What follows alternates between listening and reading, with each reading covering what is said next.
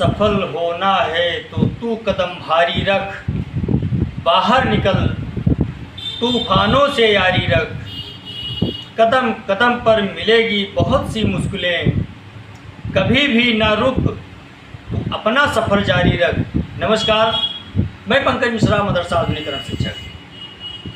दोस्तों, जैसा कि आप जानते हैं कि इस समय उत्तर प्रदेश के अधिकांश भागों में इस समय बाढ़ का प्रकोप है। उसी में एक हमारा ज़िला भी है श्रावस्ती, बाढ़ प्रभावित क्षेत्र श्रावस्ती भी है। दोस्तों, आप लोगों से मैं माजरत चाहूँगा कि 3 दिन मैं आप लोगों को वीडियो संदेश नहीं बनाकर दे पाया, क्योंकि हमारे यहाँ बाढ़ का पानी चढ़ जाने के कारण नेटवर्क और लाइट दोस्तों दोनों में दिक्कत थी। हालांकि आज दोनों समस्या ख़त्म हो चुकी है। कुछ इलाके में अभी भी लाइट की व्यवस्था नहीं की जा सकी। इस बीच हमारे बहुत से शिक्षकों का फ़ोन आया, बहुत से साथियों ने मेरे पास फ़ोन किया। मैं सबका फ़ोन नहीं रिसीव कर पाया, उसके लिए मैं क्षमा चाहता हूँ, क्योंकि किसी तरह से जनरेटर की व्यवस्था से अगर कोई जनरेटर चलाए रखा था तो 10-5 पॉइंट किसी तरह से मोबाइल को चार्ज किया गया। ऐसे किसी तरह से 3 दिन कटे हैं दोस्तों। बहुत से शिक्षक साथियों ने फ़ोन मिलाया है, मैं फ़ोन नहीं रिसीव कर पाया हूँ। फ़ोन मैंने कट भी कर दिया है, बिजी भी कर दिया है। लेकिन दोस्तों, जो पर डे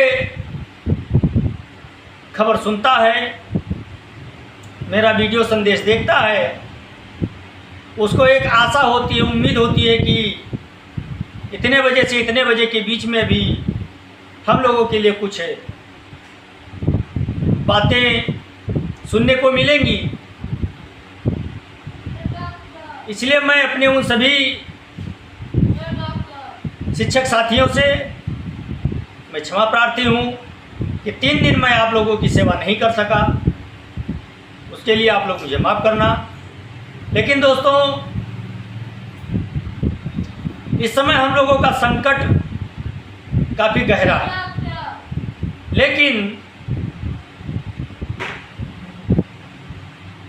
आप लोगों ने सुना भी है, देखा भी है कि राज्य सरकार ने एक हलफनामा दायर किया है, कोर्ट में लगाया है, जो उनसे जवाब मांगा गया था।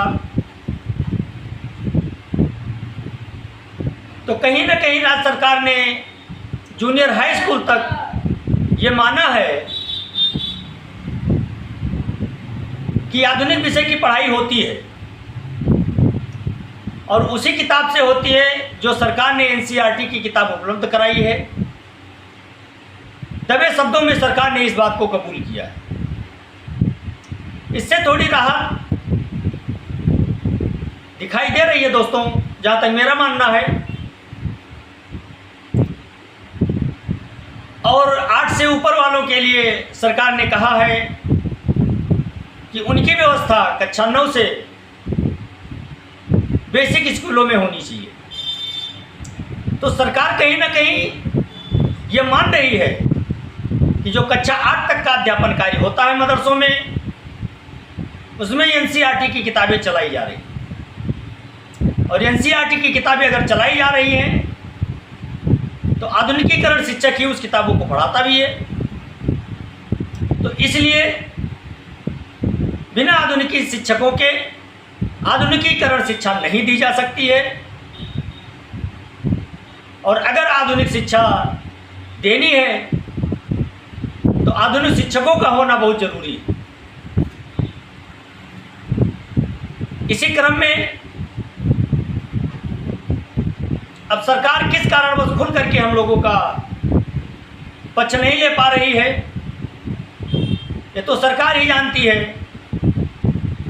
लेकिन कहीं ना कहीं इस हलफनामा में आधुनिकीकरण शिक्षकों के लिए एक संदेश छिपा हुआ है दोस्तों। और मैं आशा करता हूँ, जैसा कि मुझे उम्मीद भी है, हमारे मंत्री महोदय जी ने बताया भी, उस हिसाब से अगर देखा जाए तो ये हलफनामा हम लोगों के पक्ष में है। लेकिन सवाल ये उठता है कि ये हलफनामा एडेड मदरसा वालों में लगाया गया है। जरूर एडेड मदरसा वालों के लिए हलफनामा लगाया गया है, लेकिन एक बात ये भी ध्यान रखने वाली बात है कि एडेड मदरसों में भी आधुनिकीकरण स्कीम के तहत जो शिक्षक रखे गए थे वो आधुनिकी शिक्षा दे रहे हैं, ये मत भूलना। क्योंकि आधुनिक शिक्षा वही दे सकता है जो आधुनिक विषय पढ़ा होगा, जिसके पास आधुनिक सब्जेक्ट की डिग्री होगी। और मुंशी मौलवी मौलाना वो अपनी दीनी तालीम दे रहे हैं, उनके पास दीनी तालीम की डिग्री है तो अपनी दीनी तालीम दे रहे हैं, लेकिन जो आधुनिक विषय की पढ़ाई हो रही है उसको आधुनिक टीचर ही पढ़ा रहा है। इसलिए दोस्तों, धैर्य रखने की आवश्यकता है। अभी हम लोगों की लड़ाई खत्म नहीं हुई है। कहीं ना कहीं से ऊपर वाला एक उम्मीद की किरण हम लोगों को दिखाई दे देता है। उस उम्मीद की किरण को हम लोग आगे की लड़ाई समझ करके एक्सेप्ट कर लेते हैं, और हम लोग जब तक समाधान नहीं हो जाएगा हम लोगों की समस्या का, तब तक हम लोग बैठने वाले नहीं है दोस्तों। लड़ेंगे जब तक जान में जान होगी, जब तक हम लोग लड़ सकेंगे, आखिरी समय तक लड़ाई जारी रखेंगे। इतना मैं आप लोगों को विश्वास दिलाना चाहता हूँ। हमारे बहुत से शिक्षक साथी इस कोशिश में लगे हुए हैं कि हम लोगों की